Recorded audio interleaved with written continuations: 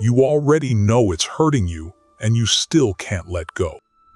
That's the part nobody explains. Why does the hand grip tighter the more the holding hurts? The person who's gone. The grudge you rehearse at 2 in the morning. The old version of your life you keep trying to walk back into. And everyone around you offers the same useless advice. Just let go, as if your fingers had simply forgotten how to open. 800 years ago, Rumi answered this with a story about a bird in a cage, a bird that finally got free in the strangest way a living thing can. It escaped by dying, and it lived. Hold on to that riddle. By the end, it will make perfect sense, and it will be about you. He also left behind one rule about water, a single sentence any sailor would understand, that decides whether the things you love will carry you or sink you. We'll get there. It quietly changes what letting go even means. But first, keep one question with you as we walk. That grip of yours, the one you can't seem to loosen, what does it actually believe it's protecting? Because it isn't the thing in your hand. Be honest about why just letting go never works. The mind doesn't cling because it's foolish. It clings because clinging feels like surviving. Hold anything long enough, a person, a plan, a picture of who you were supposed to become, and it stops being something you have. It becomes part of the hand itself. And then letting go stops feeling like release and starts feeling like amputation. So we try force. We pry at our own fingers. We delete the photos. We announce that we're done loudly, so we might believe it. And it holds for a day, maybe a week, and it doesn't. Because you can't force a fist open from the outside, while everything inside it still believes the grip is the only thing keeping you alive. Rumi saw all of this 8 centuries before anyone had a word for it. And instead of an argument, he left a story. It sits near the beginning of his greatest work, the Masnavi. It goes like this. There was a merchant who owned a parrot. A beautiful bird, quick-tongued, sweet-voiced, kept in a fine cage where guests could admire it. And the merchant, to be fair to him, genuinely loved that bird. One day, the merchant prepared a trading journey to India, following the very land his parrot had been taken from. Being a generous man, he asked everyone in his household what gift to bring home. Last of all, he asked the parrot. The parrot wanted no gift. It said, "When you reach India, find the wild parrots in the trees and give them my greetings. Tell them their brother sits in a cage in your house. Ask them, is that fair? That they fly over the forests while I watch the world through bars. Ask them what I should do." The merchant reached India. And one afternoon he found a tree full of wild parrots and called up the message word for word. Before he had even finished, one of the birds began to tremble on its branch, then dropped out of the tree and hit the ground. Dead. The merchant was horrified. He thought, my words did that. Months later, he came home and handed out the gifts, and the parrot asked, "Where is mine? Did you deliver my greeting?" The merchant tried to avoid it, but the bird insisted. Reluctantly, he described what had happened under that tree.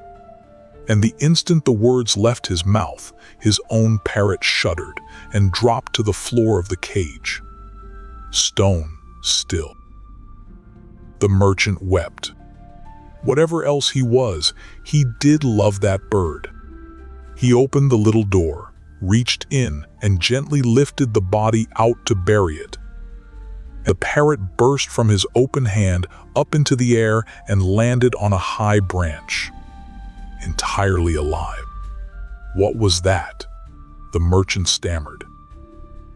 And from the branch, the parrot told him, that bird in India didn't die of grief. It sent me an answer, the only way it could, past every listening ear. It showed me, your sweetness is the cage. Your clever tongue, your charm, your being adored, that is why they keep you.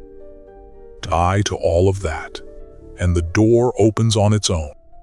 Then it asked the merchant's forgiveness, said its farewell, and flew home. There's the riddle resolved. The bird that escaped by dying. It was never the bird that had to die. It was the performance, the small cage self, the whole cage was built around. The moment the parrot stopped clinging to being precious, nothing had a reason to hold it. And in that same first book of the Masnavi, Rumi sets down the sentence I promised you, the sailor's rule. He writes, water inside the boat is the ruin of the boat. Water beneath the boat is what carries it. Say it slowly, because it's easy to miss how much it holds. The ocean has never sunk a ship. Not once in all of history. Ships sink for exactly one reason: the water gets inside. And there it is. The answer to why letting go feels impossible. Nothing you love is the problem. Rumi isn't telling you to want nothing, love no one, own nothing. That was never his path. The water is what the whole voyage floats on. The only question, the only one, is where it sits. Beneath the hull or in it. Here's what happens in us. Somewhere along the way, the heart takes something that was meant to sit beneath the life, carrying it, pulls it inside. Into the hull.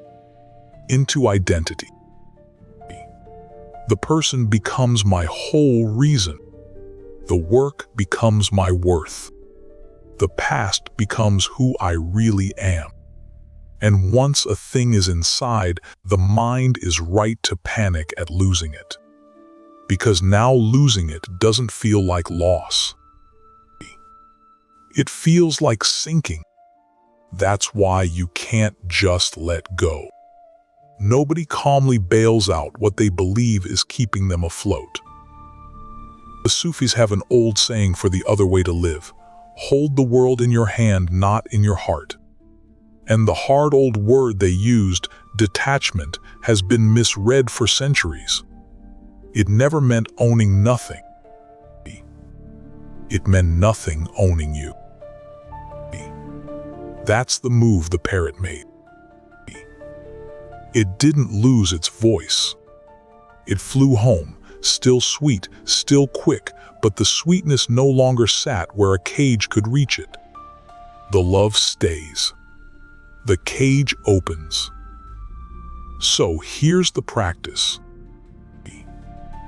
Tonight, if you want it, take the one thing you can't let go of. Don't try to drop it. That's force again, and force fails. Instead, ask where it's sitting. Find 5 quiet minutes.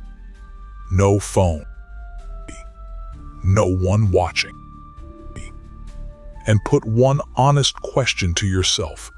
What am I afraid I'll stop being if I loosen my hand? Then listen carefully. If the answer is about the thing, I'll miss her. I loved that work. That's love. And love can rest on an open palm.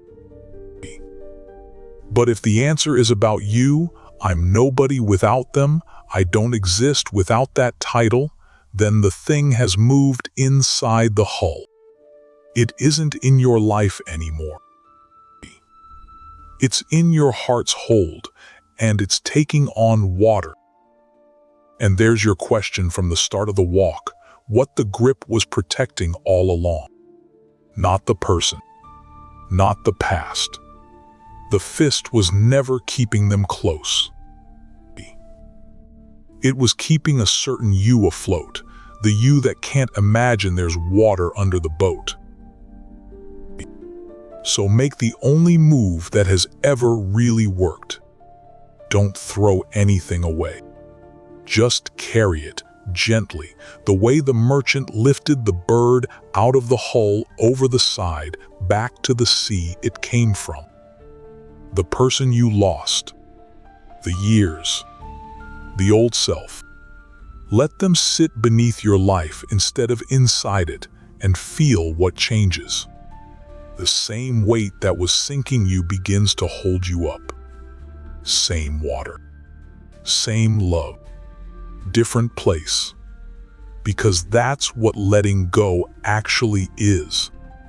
Not losing the thing, moving it.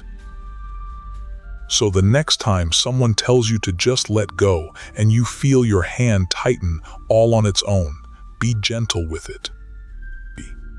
That was never weakness. Your fingers were doing the only sane thing a hand can do while the heart believes it's bailing out a sinking boat. You don't have to pry them open anymore.